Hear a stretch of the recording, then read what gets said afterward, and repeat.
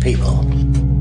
If you came into my store and I said, this lamp that I've got is pretty good, but the lamp next door is much better, I wouldn't be in business very long. It wouldn't work. If I were ethical, it wouldn't work. So when you say industry cares for people, that's not true. They can't afford to be ethical. So your system is not designed to serve the well-being of people. If you still don't understand that, there would be no outsourcing of jobs if they cared about people. Industry does not care. They only hire people because it hasn't been automated yet. So don't talk about decency and ethics. We cannot afford it and remain in business. It is important to point out that regardless of the social system, whether fascist, socialist, capitalist, or communist, the underlying mechanism is still money, labor, and competition. Communist China is no less capitalistic than the United States. The only difference is the degree by which the state intervenes in enterprise. The reality is that monetaryism, so to speak, is the true mechanism that guides the interests of all the countries on the planet. The most aggressive and hence dominant variation of this monetaryism is the free enterprise system.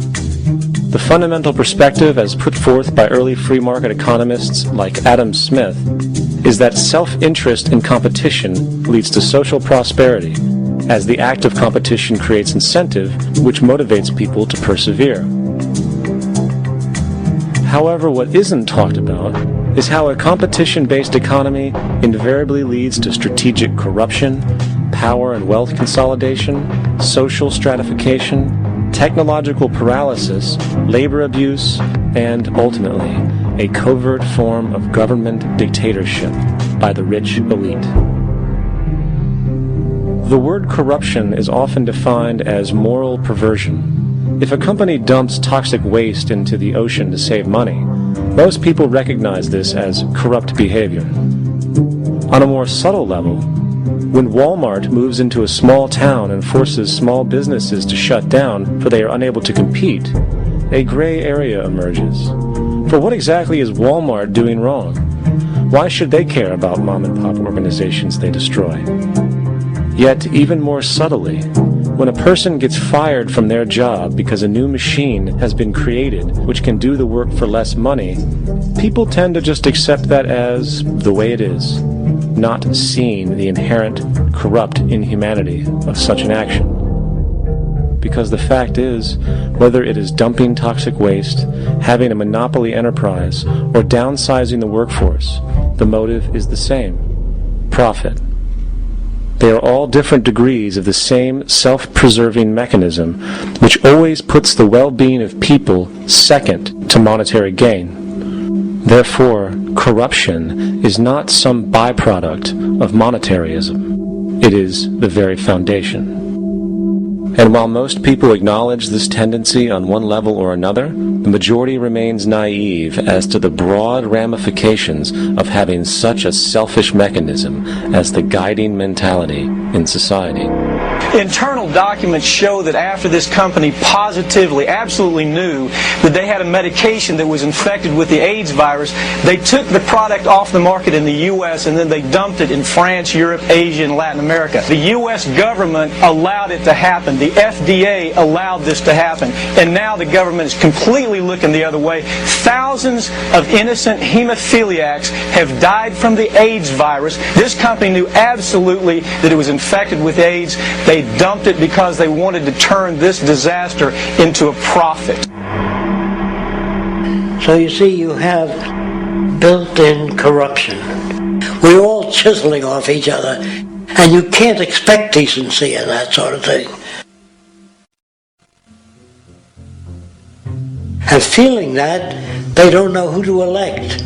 They think in terms of a democracy, which is not possible in a monetary-based economy. If you have more money to advertise your position, the position you desire in government, that isn't a democracy. It serves those in positions of differential advantage. So it's always a dictatorship of the elitists, the financially wealthy.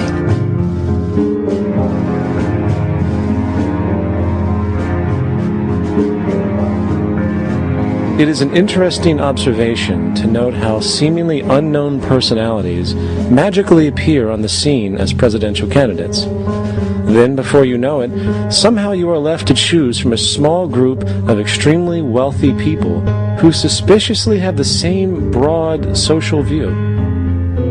Obviously, it's a joke. The people placed on the ballot are done so because they have been pre-decided to be acceptable by the established financial powers who actually run the show. Yet, many who understand this illusion of democracy often think, if only we could just get our honest, ethical politicians in power, then we would be okay. Well, while this idea, of course, seems reasonable in our established-oriented worldview, it is, unfortunately, another fallacy. For when it really comes down to what is actually important, the institution of politics, and thus politicians themselves, have absolutely no true relevance as to what makes our world and society function. It's not politicians that can solve problems. They have no technical capabilities. They don't know how to solve problems. Even if they were sincere, they don't know how to solve problems. It's the technicians that produce the desalination plants. It's the technicians that give you electricity, that give you motor vehicles, that heat your house and cool it in the summertime. It's technology that solves problems, not politics. Politics cannot solve problems because they're not trained to do so. Very few people today stop and consider what it is that actually improves their lives. Is it money? Obviously not. One cannot eat money or stuff money into their car to get it to run. Is it politics? All politicians can do is create laws, establish budgets, and declare war. Is it religion? Of course not. Religion creates nothing except intangible emotional solace for those who require it. The true gift that we as human beings have, which has been solely responsible for everything that has improved our lives, is technology. What is technology? Technology is a pencil which allows one to solidify ideas on paper for communication. Technology is an automobile which allows one to travel faster than feet would allow. Technology is a pair of eyeglasses which enables sight for those who need it. Applied technology itself is merely an extension of human attributes which reduces human effort, freeing humans from a particular chore or problem. Imagine what your life would be like today without a telephone, or an oven, or a computer, or an airplane. Everything in your home, which you take for granted, from a doorbell, to a table, to a dishwasher, is technology, generated from the creative, scientific ingenuity of human technicians. Not money, politics, or religion. These are false institutions. And writing your congressman is fantastic. They tell you to write your congressman if you want something done. The men in Washington should be at the forefront of technology, the forefront of human studies, the forefront of crime, all the factors that shape human behavior. You don't have to write your congressman. What kind of people are they that are appointed to do that job? The future will have great difficulty. And the question that's raised by politicians is, how much will a project cost? The question is not how much will it cost. Do we have the resources? And we have the resources today to house everyone, build hospitals all over the world, build schools all over the world, the finest equipment and labs for teaching and doing medical research. So you see, we have all that, but we're in a monetary system. And in the monetary system, there's profit. And what is the fundamental mechanism that drives the profit system besides self-interest? What is it exactly that maintains that competitive edge at its core? Is it high efficiency and sustainability? No, that isn't part of their design. Nothing produced in our profit-based society is even remotely sustainable or efficient. If it was, there wouldn't be a multi-million-dollar-a-year